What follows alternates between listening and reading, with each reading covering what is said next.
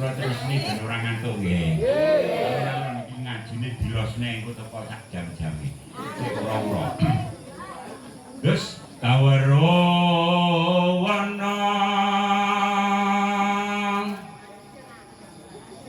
aku ndelok fotoku iki biyen umur 20 tahun dadi lurah persis iki.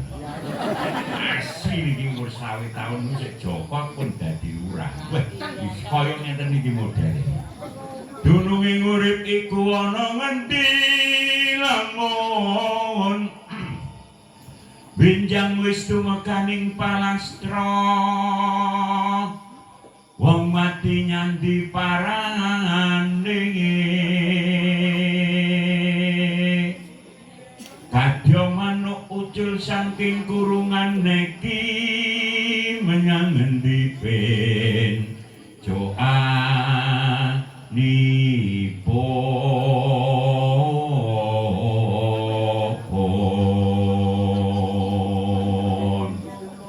sedulur napa mawon sing Gusti Allah paringke diwujudke ingkang maha wujud liwate tatanan laku ana binawa panjenengan awale ora duwe apa-apa ora iso apa-apa lahire metu saka nggorbane ibumu mboten enten kok awake dhewe kene iki cap lurah ya ora eneng cap ayo muni RT ngono ya ya ora eneng ya cap iki ke guru polisi tentara ya ora eneng. Lah niki sedaya sejatine menungsa niku liwate awake Ramadan sing pun lunga didik menungsa niku supaya isa urip lan urip rasane krana nalikane poso kula panjenengan bener-bener sing eneng mata, sing eneng kuping, sing eneng irung, sing eneng tutuk lan ati seluruhnya niki manjing utuh Gusti ayo Gusti lah kok ngono lah wong nyatane jenengan nek urung ngadan ning arepmu ning ingkung enake kok ya kok meneng ae ayo ngono kuwi wedi karo sapa Dara tok jabar iki kok alah ayo nyatane nyun sewu sing tukang ngrokok biasane esuk warung ngopi ayo ya ora wani bel kok ning nek rokok jarum super kaya ngene iki lho iki kok lek urung ngadan ya wis ora wani babar pisan belas nyun sewu niki wujud kula jenengan dibalekne kaya jamane urip lek menungsa kuwi nyadarana yen kowe kebakno yen wis ngelak yen wis ayo muni luwe tok empet ngantuk sampai lemes iki tok kurbane krana kowe rumangsa awake dhewe ora iso apa-apa. Mula dalam Islam ada dua kekuatan yang dahsyatnya luar biasa. Oh, ngeget iki aku. Siji takdir, loro ndonga. Lho, aja kemleret sampeyan. Iya ini tukang kemleret. Takdir niku ketetapane Gusti Allah. Donga niku dilakoni mergo awake dhewe butuh karo sing gawe urip. Nalikane poso rumangsa ora iso apa-apa. Anane wong kuwi sombong ora gelem donga mergo napa rumangsa iso, rumangsa sugih, rumangsa ayo muni pinter. Rumangsa pinter. Kenapa kita harus berdoa? Doa silahul mukmin. Doa adalah ruh daripada amal. Mula ndonga buktine lek menungsa ora iso apa-apa. Ayo contohne wis. Iki ngenulne rasa. Mergo halal bihalal. Bu. Nek wong niku apa iso. Lha nyapa? Si jenenge dokter kae. Tukang nambani ayo to muni wong lho tukang nambani wong ya kudune umure kan ya luwih dawa kudune liya sehate ayo to muni apa ngono lho lah. Wah. Nek nyatane dokter ahli kulit malah gudiken. Iya apa ora? Ora mari-mari karo preca iki ayo. Kudune nah nek dokter kuwi ngerti ayo iso. Luwih dening iso nyuwun sewu. Lah wene sing dokter ahli jantung ya malah mati lho, cek usia anom serangan jantung. Iki contoh. Niku contoh sing riyin.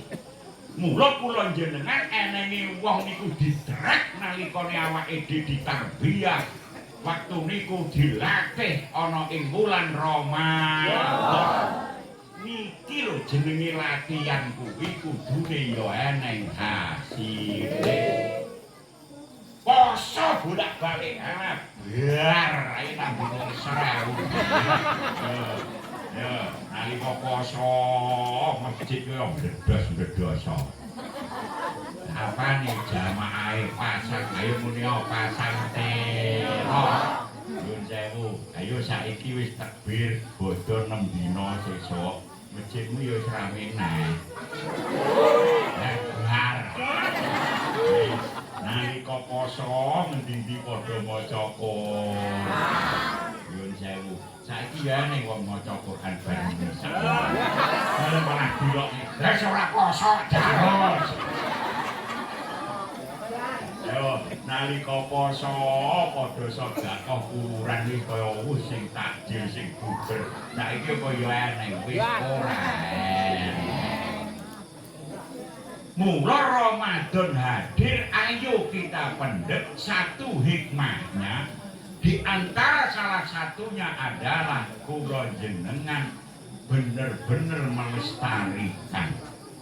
Mulane dawuh Gusti Allah Bismillahirrahmanirrahim. Ekone longono ben ora. Walitu kamilul iddata walitu kabbirallahu la'allakum tashkurun.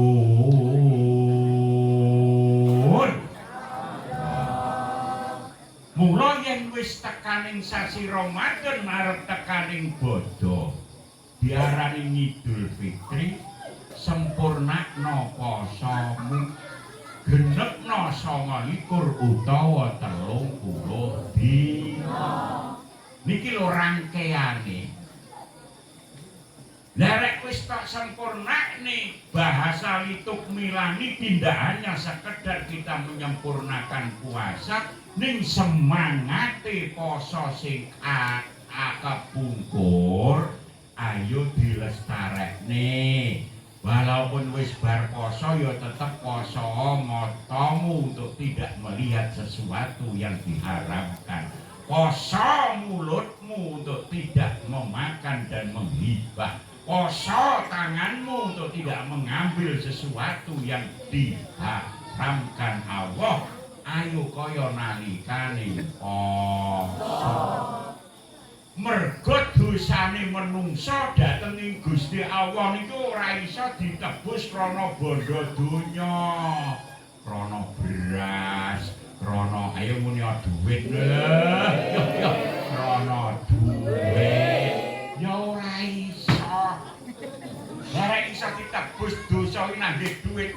Lah menteri keuangan iku sing ora yo munggah swarga dhisik wong duwite akeh. Lho iya apa ora? Sing BI kono ora yo apa munggah swarga dhisik dhewe sing wong sugih-sugih kuwi. Beras ora iso ning tebusane hanya lewat satu amal soleh, amal nderek perintah kanthi awake dhewe tobat marang Gusti ingkang akarya jagat. Lah poso niki lho wahana tok dening tobat.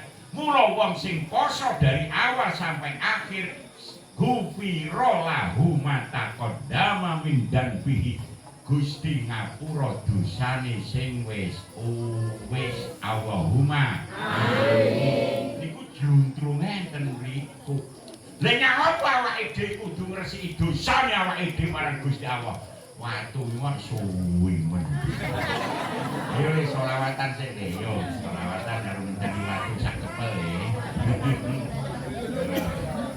Oh. Arep kuwi kan aku sing-singahe barene.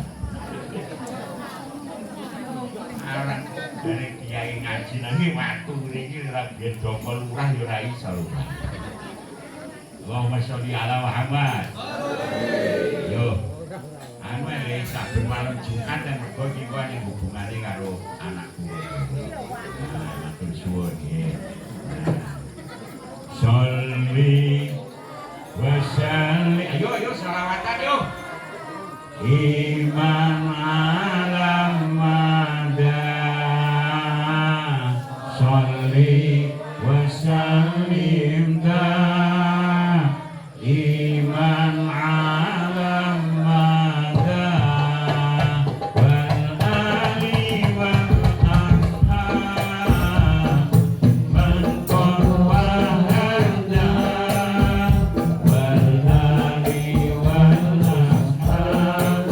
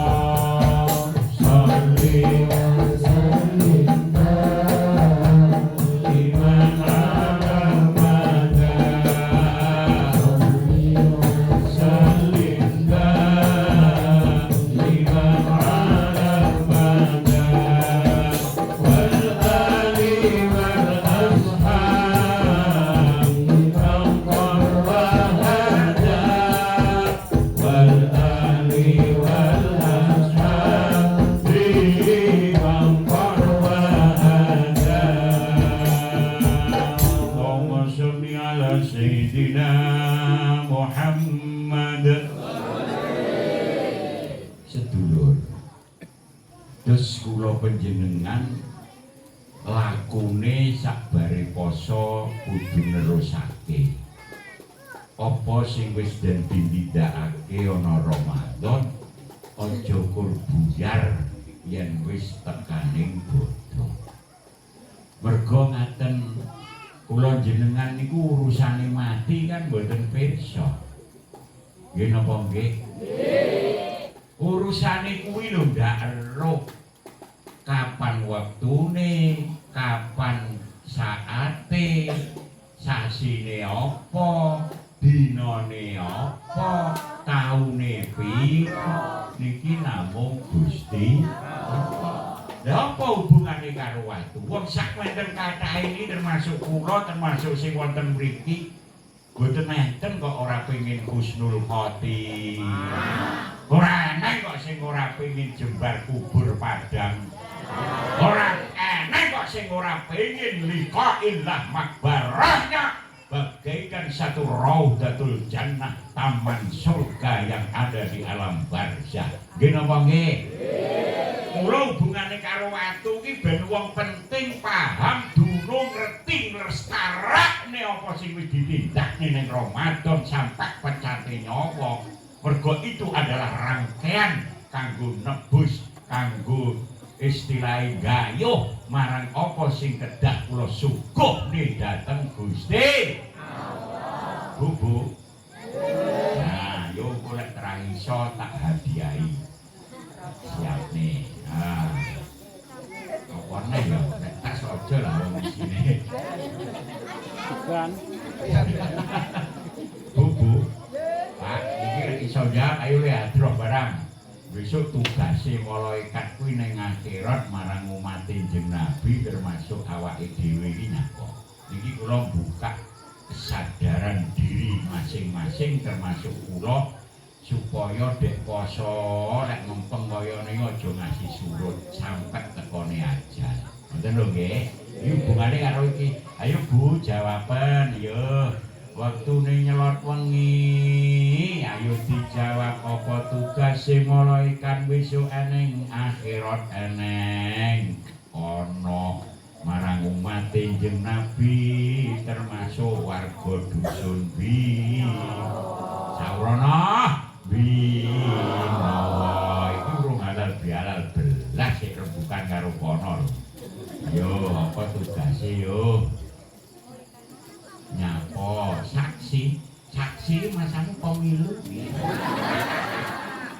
Yo lek kan saksi pemilu oke iki ora perkara lek ning donya kuwi sik berproses ning kono kok besok awake dhewe. Lek ning donya sing iki karo ning kene iki wis lek ning kono kuwi nyapa.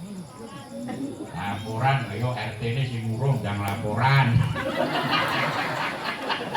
Yo, laporan apa nek yo. Nggih, sabar Bu Lurah wong akeh yo. Ayo apa nek yo? Menjaga pintu neraka. Lah iku rasa tok jaga Gusti Allah. Nek aku kok jaga kuwi awake dijajakno. Ayo nyapa yo. Mancing yo. Kuwi awakmu dek poso ae karo buka ta lho, malah kapur wis lho yo. Yo. Ya, ayo nyapa yo. Pun kula jawabe nggih dhewe mut-mut lho nggih Bu. Nggih. Bar medhun niki kok sesuk jenengan krungu adzan, sesuk jenengan wayahe Jumatan, sesuk jenengan sing sugih kok muni mlecing sisan ngono ayo. Mlecing wis ditenono mergo hubungane karo iki. Watu ora diantem iki ora. Lha aku kok watu diantem iki. Perkara niki jawabane iki ngene lho, ngene iki lho. Ki mang kok yo untunge padha melok ngaji alhamdulillah. Dadi wong ngaji niku kula paringi bocorane langit. Sejatine jenengan niku mesakne ning nasibe dhewe. Ngono lho, ngaji ngesik ati. Mula wong ngaji niku sing ditata, sing diresiki atine. Nyuwun sewu, mergo Rasulullah kan dawuhe ngeten. Nyuwun sewu. Wong kuwi yen atine mati padha karo bathangku. Ayo muni uripan. Lho. Lah piye wong duwe watak ndablek kok. Muni alah muni iya nyapa ta kowe iki. Wong kuwi lek atine mati Gusti menilai urip ning sejatine kuwi urip-uripan padha karo batang mati. Mula sing sapa nguripke ana ing Idul Fitri kegiatane mulai saka zakat fitrah, mulai saka muni takbir, mulai saka menghidupkan takbir semalam sautuh. Atine dijamin ora bakal mati senajan to atine wong liya padha mati. Mulane lebaran iki teko sik malaikate ben ndorong sik lek ngono.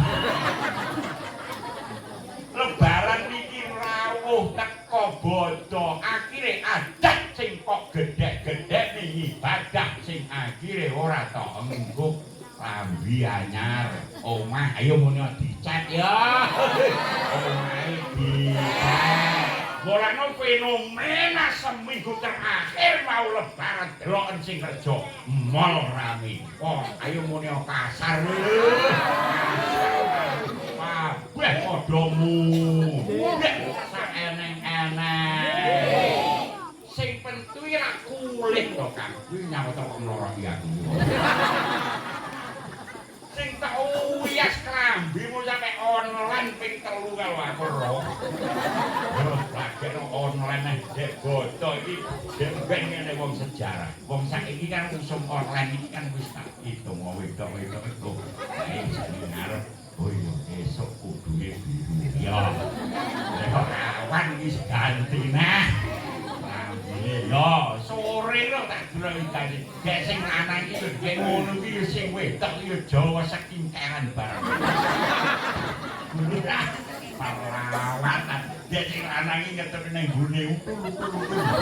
Klambine iki batik hitung kawi ora ganti. Yo. Dan sing wedok iso kilang-kilang lo pincong. Dan sing lanang iki kilang-kilang boyoke. Masya Allah. Yo. Jadi kulit kuwi aja digedhek. Lah gimana wong semua itu kembalinya ke sana. Sing penting niku anjerone isine ya kuwi ati. Ati. Wis samono kok dibahas nek hubungane karo tangga separo macam-macam. Sik apa tugase malaikat mandi iki lho. Apa tugase malaikat? Ngepruki watu. Kok aja mancing to rek kan. Pun kula jawab nggih. Eling-eling. Ngukir menungso sampai pantes didekne nanggone Gusti tak baleni. Ngukir menungso sampai pantes didekne nanggone Gusti Allah. Sakniki ayo dianalog dipikir dibahas nangge akal. Wong-wong kuwi supaya pantes disebut lurah. Kula ngalami wong sak desa iki ben nyebut aku iki pantes jenengku mulya kabeh nyebut lurah. Ngono ae to tak lah. Kuwi ora gak ora. Kula ingin sawah sekotak itu bacut lurah. Babate maksudku ngono lho ya. Nek 19 tahun iki ora balik bener. Wah akhirnya pilihan menang wis kabeh wong sak desa nyeluk Mas Lurah. Mergo kan sik enom umur 20 tahun sorry lho guys. Urung di bojo sik joko 20 tahun wis dadi lurah. Masya Allah kabeh ane sing wis nyeluk lurah. Kuwe ya tenaga, kuwe ya pikiran, kuwe ya bondo, bahkan mungkin harga diri. Sak desa nyeluk lurah wis. Pertanyaanku lho engko lek wis aku mujur ngalor. Rungokno mujur ngalor. Maisanku ki ana tulisane lurah ora? Boten. Mungkin urung DPR, urung bupati lho Kak. Mungkin iki pernah arep nyalon iki gugur rek. Leputan. Zaman semono tenanan niku. Berarti karo Gusti Allah niku dilos niku wis to. Kowe rumangsa kowe kuat, rumangsa powermu to. Ayo, lalah bare yo jelas. Ngapun. Saiki merentek wis susurane apa dikenali tenan karo Gusti ya Allah. Ayo. Nggih. Oh, nyuwun sewu. Niku mawon nyuwun sewu neraiknya luar biasa. Lah kula jenengan niku besok pengen kabeh niki husnul khotimah di mata Allah. Oh, takone yo. Ben dadi wong mutakin. Ben awake dhewe pantes besok Gusti Allah. Iki wong binawa iki oleh syafaate Kanjeng Nabi. Amin ana. Wong binawa iki oleh dadi dalang ngono piye iki.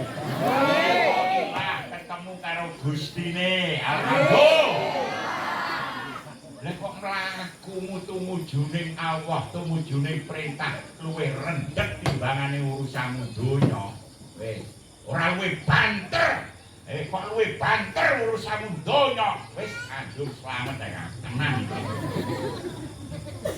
Lha ngapa kok ngono? Saiki nyuwun sewu masjid nimbali Allahu Akbar Allahu Akbar.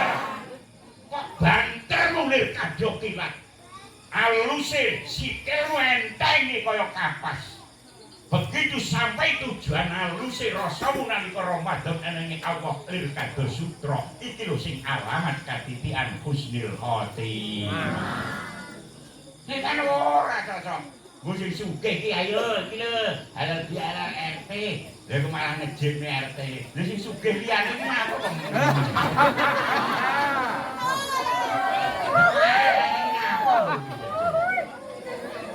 Aku surat wong teko apa? Halo kudune ya anu RT kula ngene ngono kudune. Yo sewu. Dadi niki nang apa kok awake dhewe mutaman dhewe wong nggonku ke ora. Arep buru BLT wis. Undangan jam 8 ning jam 6 iki wis adus. Lah ora mareng dek karo adan teko. Lah kok yo pinggih. Ah, wae maton ku 600 perkara adan yo wis ngono.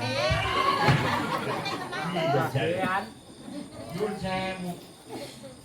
Iki urung sing nang sawah, sampe boyok karo dalangan aku ora iso bidang.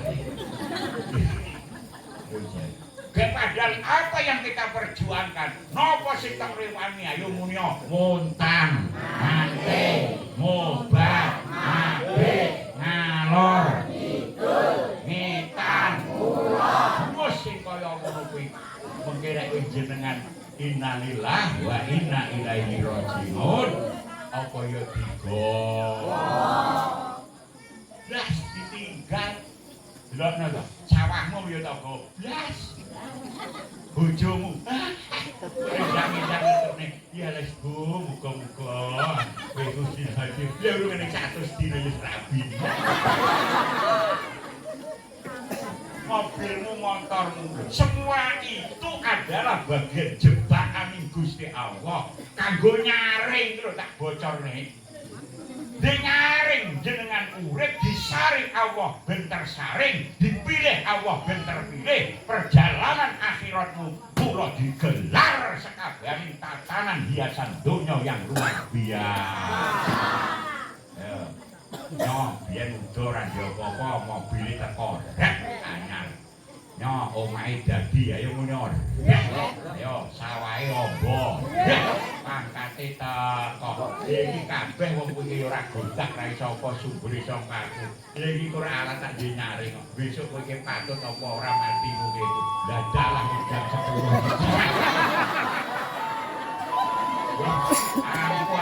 Mata-mata teko. Tak kuwi bayarno jam. Dadayana Malang. Ya Allah. Nyun sewu. Dadi donya niku apa wae, Bu? Sifate sementara, ora eneng sing langgeng. Bener. Lah kene iki biyen jaman murah kaya kowe ora leren, nyatane ya dongkol pensiun. Nyapa kok mlorot ya? Ayo, omahmu sing tak tresnani, nek munggahe sing sampe kaya ngono, jalan jenengan mujur ngalor. Nggih, inekno seminggu omahe. Lek ora bengok Mbah Mudin. Nek apa wis dadi kuburane, ayo ganti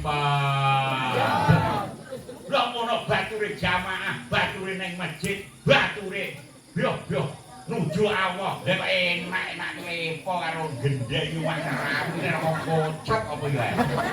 Nek krasa ya krasa. Ya mbuh. Nyun sewu. Murah tugase malaikat ngukir menungso supaya piye iki pantes ana ngarsane Gusti Allah. Lah hubungane watu kuwi apa saiki ngene. Iki kan watu, iki kan akik nggih. Buku, Pak, sakit nggih. Aja ngantuk kok gak aku ora ngantuk kene sampe gobias kaya ngene. Niki kan akeh. Sadurunge niki kula pundhone emban. Sehingga pantes kula ageng. Terus kula dekne dhateng para-para ingkang lenggah wonten mriki, kula nyalami asale kan ngene iki. Oh, wong kene iki seratek nyaut basa wengi. Asale lan ngene iki. Lamun watu kel ngeten iki tak tukokne mban terus kula mbeli. Ini. Wis, gek kula depne teng kara-kara niku. Kula liwat jenengan. Saka mburi kono wis muni. Kowe mubaleke kocrok. Lek wong watu, lek kok dideg-degne ngarepe wong kae piye? Lah iki supaya pantes karo tukang watu diukir, digraji, dirempelas, digendong.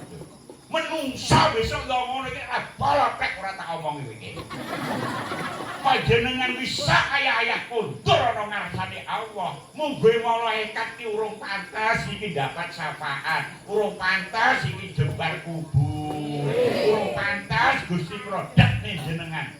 Akhirnya malaikat yang memproses terlebih dahulu.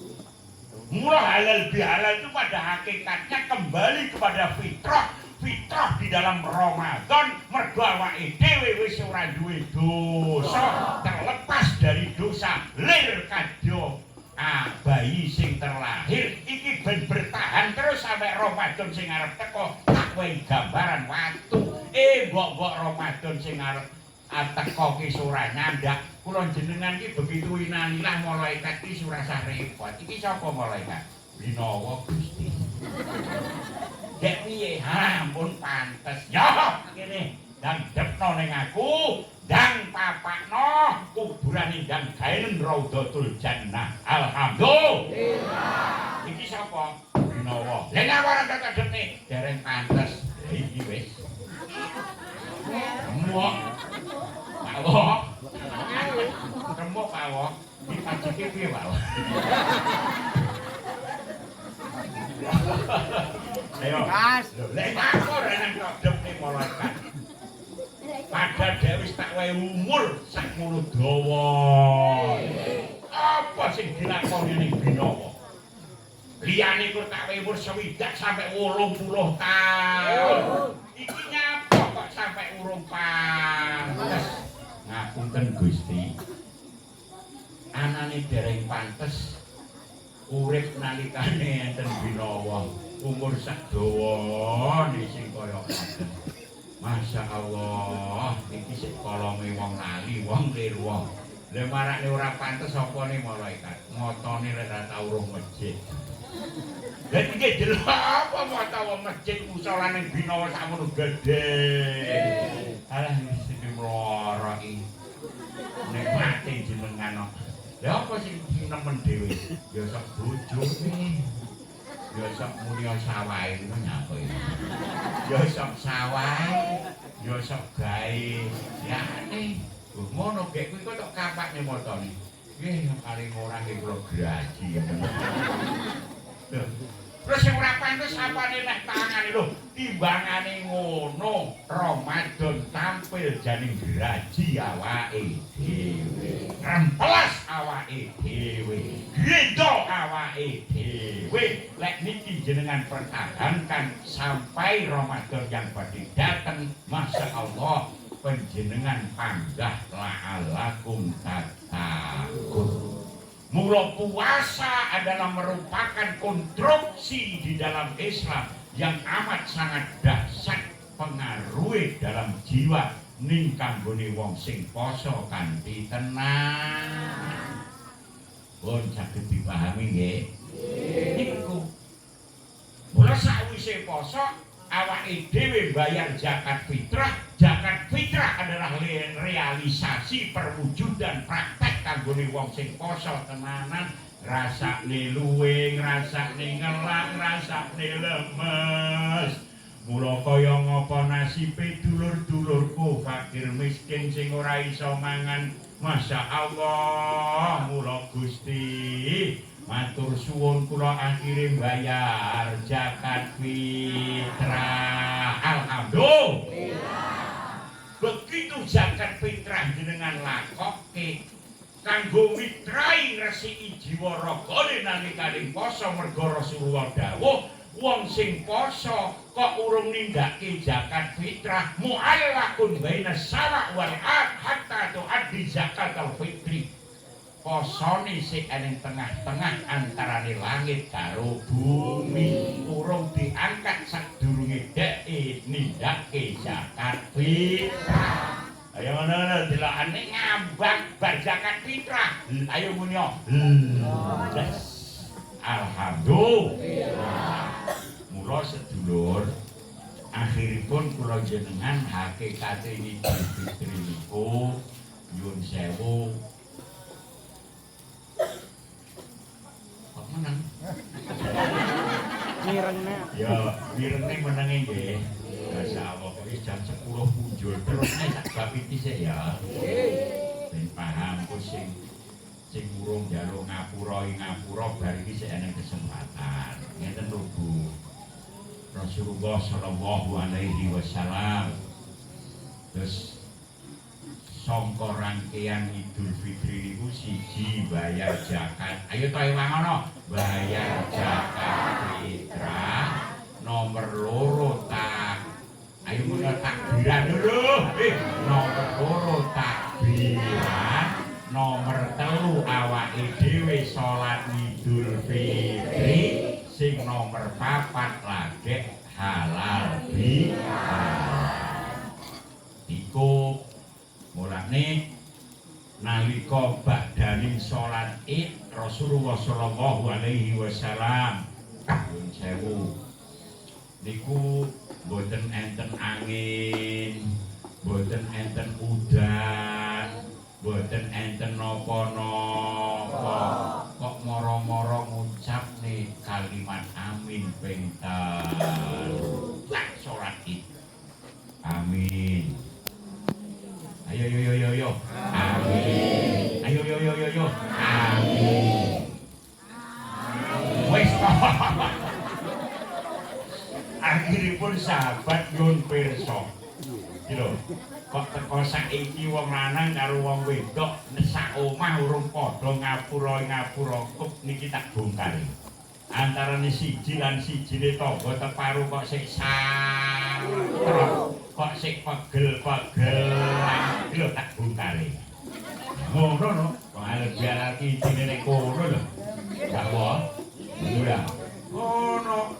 Ae mulih sisan duwe abojone, ha. Lek kae mulih kae wong.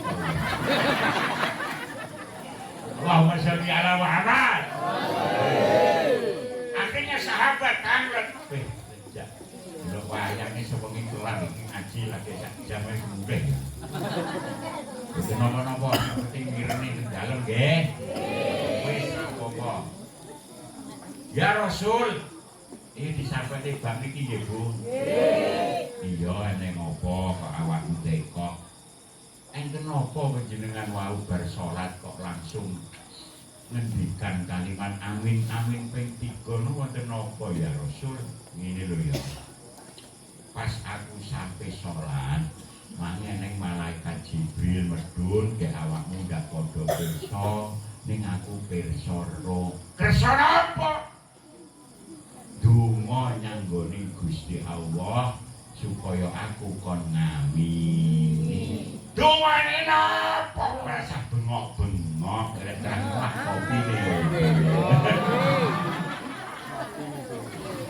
Mengke niki pas donga kula lingguane. Niki kula ngedukne rasa lek aku do apa-apa dudu sapa-sapa. Ora rumangsa apik kali jenengan ora ben senasib utuh kula tak lungguh teng ngandhap mawon nggih. Nggih. Pas donga dilungguhi malih. Akhiripun Rasulullah ya ngene isine donga ning telu. Napa ya Rasul? Ngene malaikat mau donga, ya Allah, Gusti ingkang murbeng dumati. wonten ing dinten menika ya Allah, maksudnya di dino hari hari raya, hari ini tuh hari raya ngono lho. Maksudnya hari ini tuh hari ya Allah, pada hari ini jangan kau terima puasa dan ibadahnya. Coba ayo perhatiin ayo. Cara Jakarta saiki ayo. Ya Allah, pada hari ini jangan kau terima puasa ibadahnya anak yang durhaka kepada orang tuanya. Nah, mula wong halal bihalal niku jane sing tak jaluki ngapura sing pokok ki telu iki lho, rumakno. Iki apa kok meneng nek. Sing nomor 1 awake dhewe njaluk ngapura nyang wong tua. Apa anak itu sebesar apapun pangkatnya, sekaya apapun hartanya, wes ora lidok kok durhaka terhadap kedua orang tua, uripe ora bakal barokah. Ono siji njaluk ngapura nyang wong tuamu dhisik. Niki penting. Wong tua sik dijaluk ngapura. Lah pun mboten enten, awake diziarah kubur, mulane pentinge wong RT 17 kon duwe anak sing saleh lan salihah eneng kene. Ngono lho, Bu. Dadi anak turunmu ki aja ngasi ora iso agama, aja ngasi ora paham agama, aja ngasi ora duwe akhlak apik, aja ngasi ora iso ngaji. Andalane awake dhewe apa besok ora iso nang kuburan. Liyane bab perkara anak, ke anak nikmat kuwi sing paling iso jenengan nikmati donya akhirat, ndak mengenal waktu, ndak mengenal tempat, ndak mengenal saat, hanya satu, nikmat anak yang soleh dan soleh. Lek liyane nangge syarat, Pak. Contoh dalem niki sing kagungan dalem ya iso menikmati. Tapi syaratnya apa? Kudu manggon ning jero omah.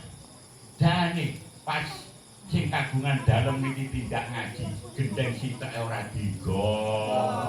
Ayo panitia nyuguhi panganan. Tuh barokah Bu RT.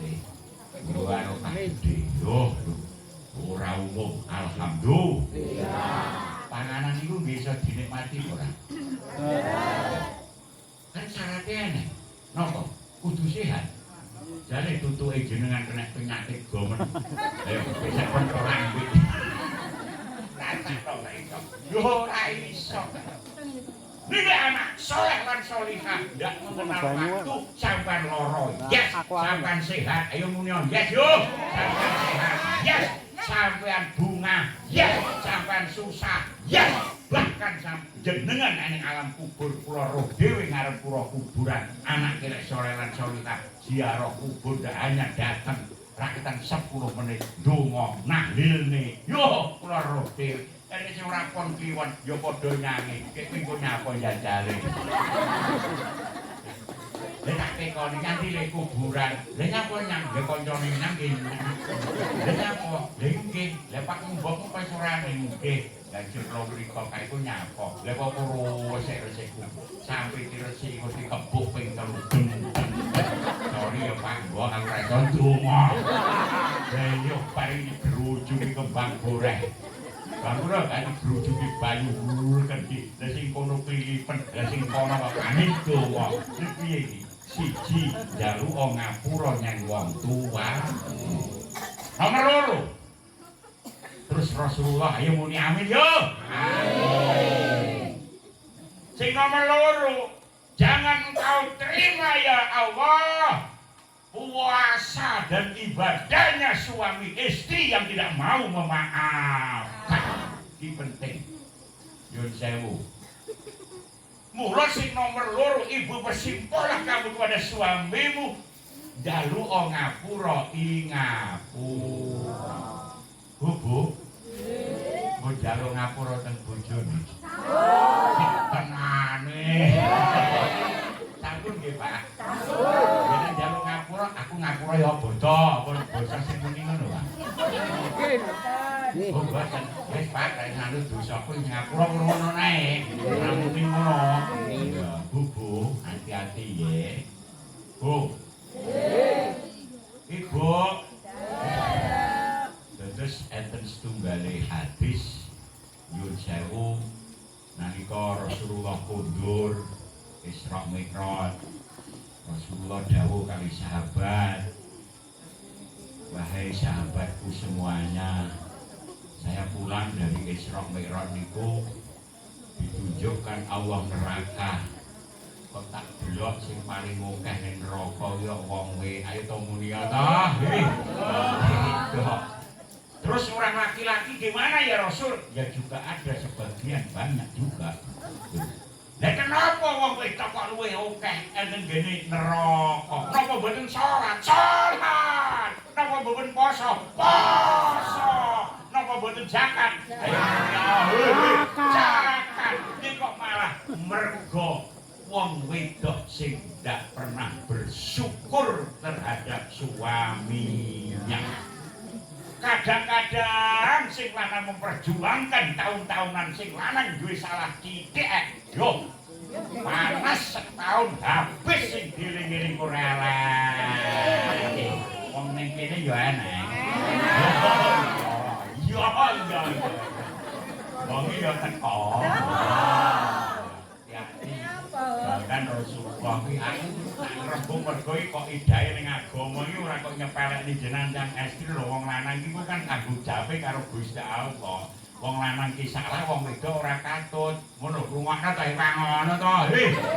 Wong lanang ki kok ora salat, ora nglakoni apa wong wedok bojone ora katut. Wong lanang bojomu karo reno-reno, sampean ora katut. Nek kok sing wedok ora salat, sing wedok kare sing lanang ora nutur, ora ngarahni, sing lanang besok digawe pertanggungjawab. Perkarane kan iki tak sampe ngono tak uleng-uleng iki sing wedok sik. Allahumma sholli ala Muhammad.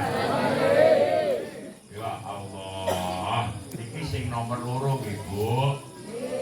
Pun padha ngapura-ngapuronan kali panjenengan kali bapake nggih. Bapake nggih pun ikhlas.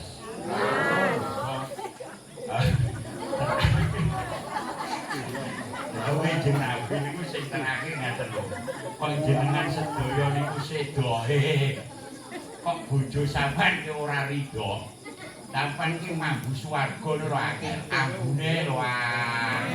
Yo meneh kok mlaku.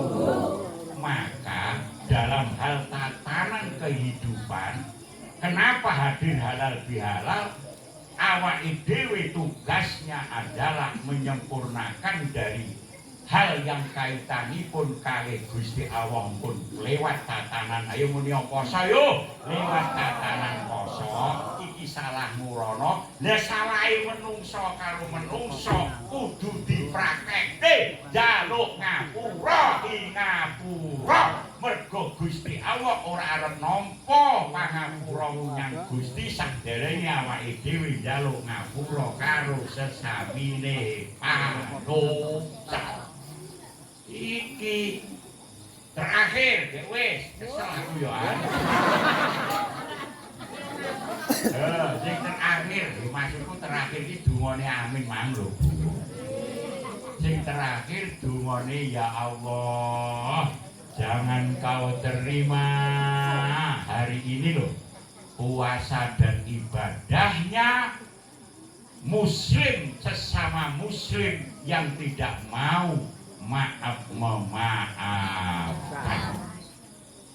Pak, dengan kali tonggo teparu njaluk ngapura apa urung? Wis tenanan? Ngapura ki njaluk musalaman kene ngapura kene ya ngapura. Ora kok bar metu saka omah iya. Hai sepuro kelepatan kuwi ya. Gelangi bisa boleh. Iki wis kok rak betinan. Karepku ki los ngono lho ya. Weh, ya ora. Resik ana jerene jam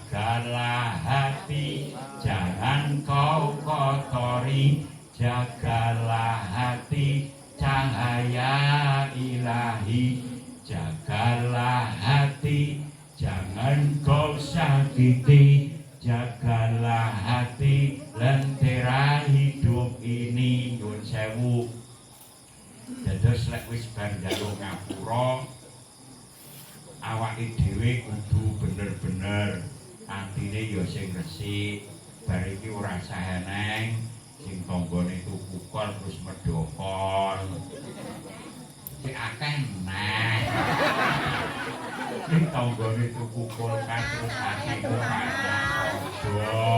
iku padha karo barang sing wis resik klambi bar dicu ayo muni dicuci dipenatur wae lengo wangi tok buak ning gone pacar wis remuk nah pan resike lho aja ben dadi rek tanggamu tuku kulkas yo ben tanggamu bangun omah itu muni ben tanggamu tuku TV yo ben mergo kuwi duit-duit jenengan cukup bersyukur ngono mergo napa ayo mergo napa Rasulullah niku nyuwun pirsa atadrunan muflis wahai sahabat lho kaya ngene lho bahayane awake dhewe salatmu iso entek zakatmu iso zong posomu iso ayo muni zong lho zong bahkan haji umrohmu iso zong sedekahmu iso zong aku lek dadi lurah sak kono suwine besok ning kono ya iso zong perkarane napa niki sesuai dawuh Nabi Rasulullah nyuwun pirsa kali sahabat atadrunan muflis wahai sahabat kowe ngerti para wong sing bangkrut ki wong sing piye ayo wong sing bangkrut ki wong sing piye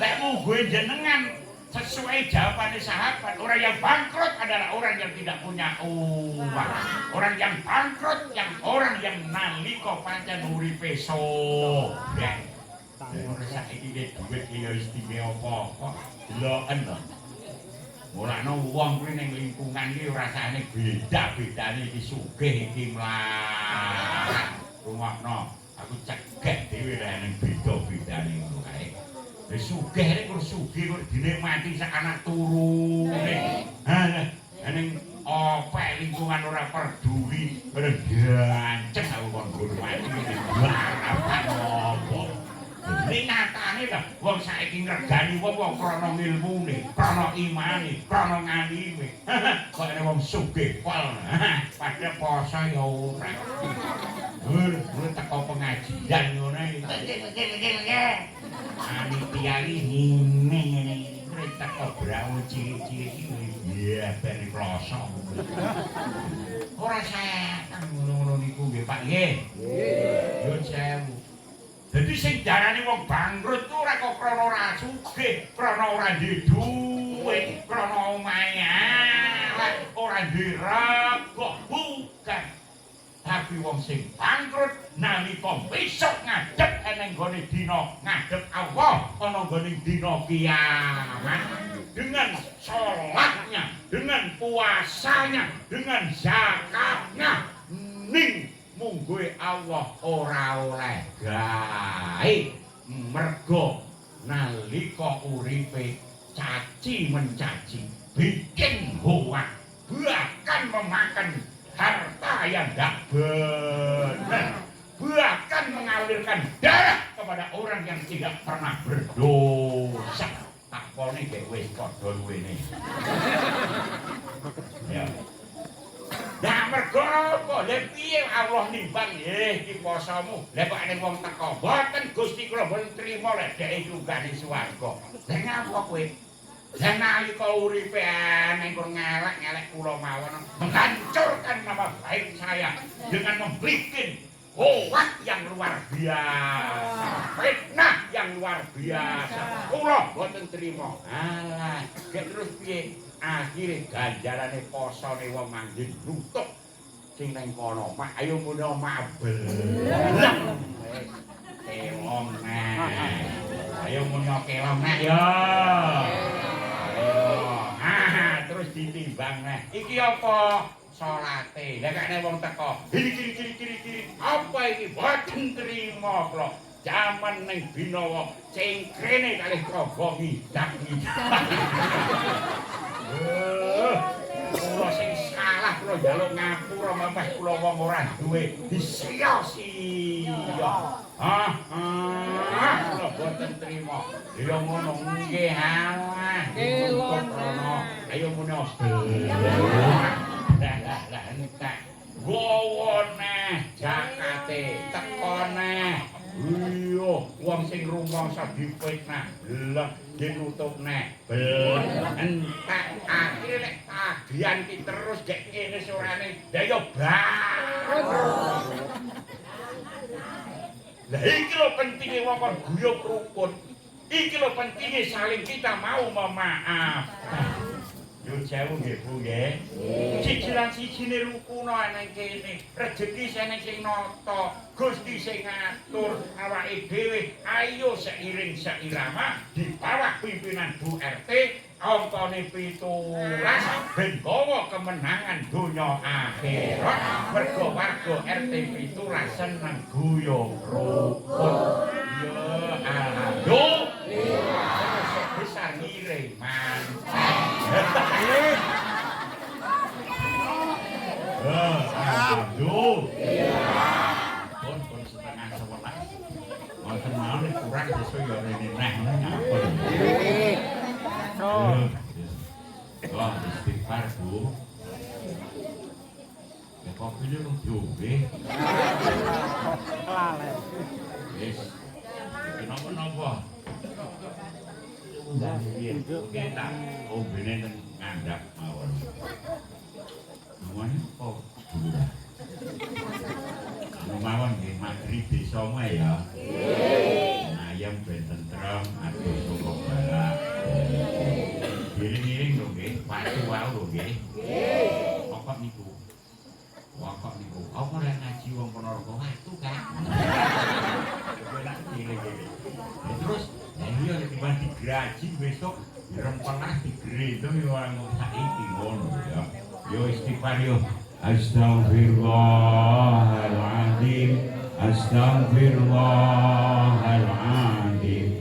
Astaghfirullahaladzim. Innallaha ghafurur rahim. Mengki pas donga niki mboten sah rasane piye-piye. Mergo donga pageran niki sangka auliya Allah. Dongane Jawa kawi les. Kula paringne ten lewat halal bihalal dalu niki nggih. Monggo. Allahumma sholli ala sayyidina Muhammad. Wasallim wa radhiyallahu anhu sahabati Rasulillahi ajma'in. Walhamdulillahi rabbil alamin. Allahumma sholli ala sayyidina Muhammad abdika wa rasulika nabiyyil ummi.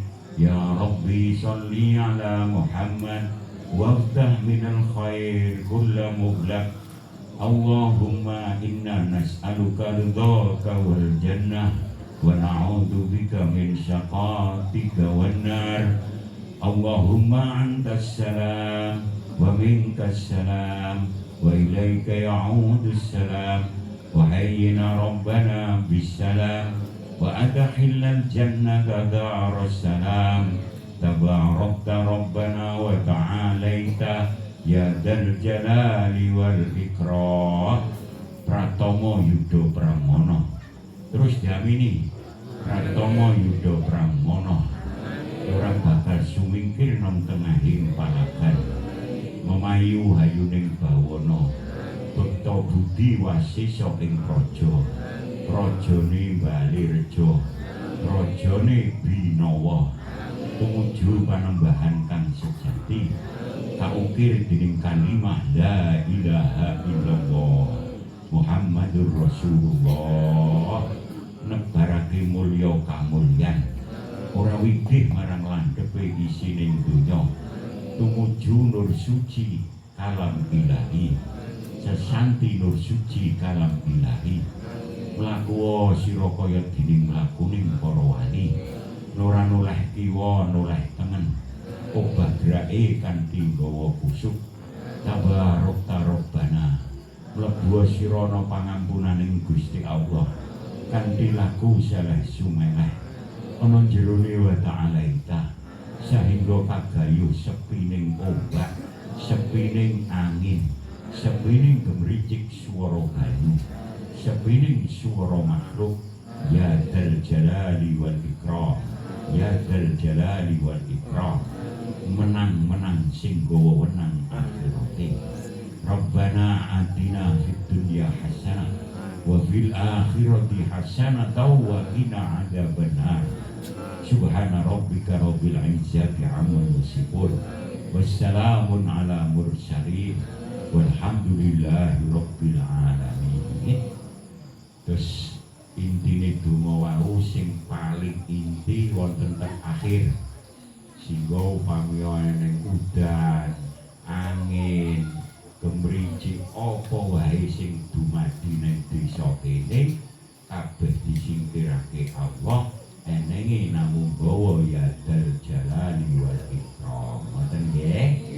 Kula kinten mekaten agunging panuwun sedaya kula nyuwun ugi agunging pangapunten sedaya lepat wallahul muwaffiq ila aqwamit thoriq.